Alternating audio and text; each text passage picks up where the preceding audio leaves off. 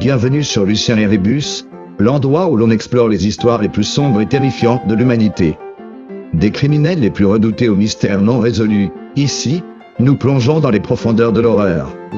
Aujourd'hui, nous allons parler des pires monstres de l'histoire. Des tueurs en série qui dépassent tout ce que vous pouvez imaginer.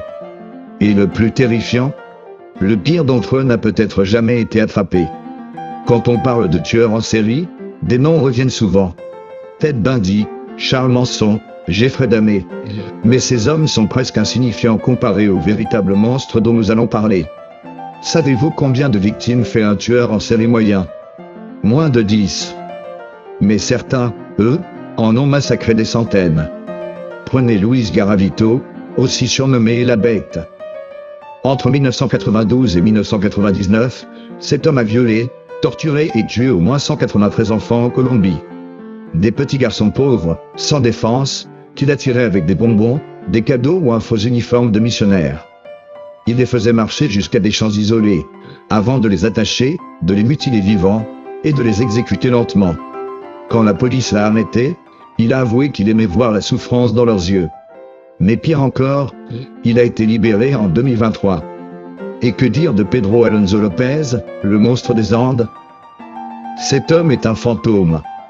Un véritable prédateur qui a enlevé, violé et assassiné plus de 300 jeunes filles à travers l'Équateur, la Colombie et le Pérou. Son mode opératoire était toujours le même.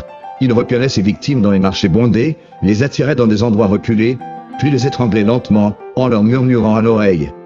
Et devinez quoi? Lui aussi a été libéré. On ne sait même pas où il est aujourd'hui. Mais il y a pire que ces hommes. Beaucoup pire. Car si certains tueurs sont arrêtés, combien passent totalement inaperçus? Imaginez un homme qui aurait tué 500 personnes, peut-être 1000, mais dont personne ne connaît le nom. En Russie, un tueur appelé Mikhail Popkov, le loup-garou de Sibérie, a été policier le jour et assassin la nuit. Il choisissait des femmes qu'il disait vouloir ramener chez elle en toute sécurité.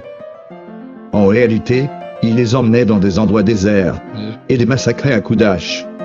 Il en a tué au moins 78.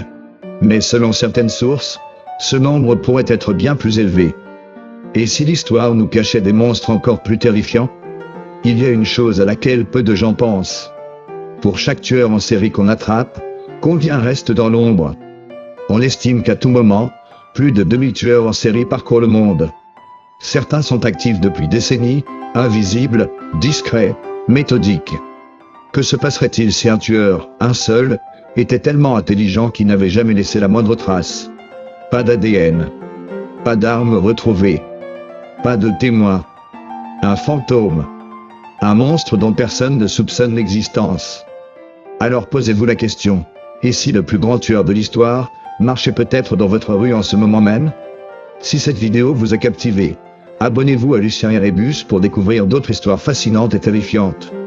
Laissez un commentaire pour me dire quel sujet vous aimeriez voir ensuite, et surtout, méfiez-vous de l'inconnu.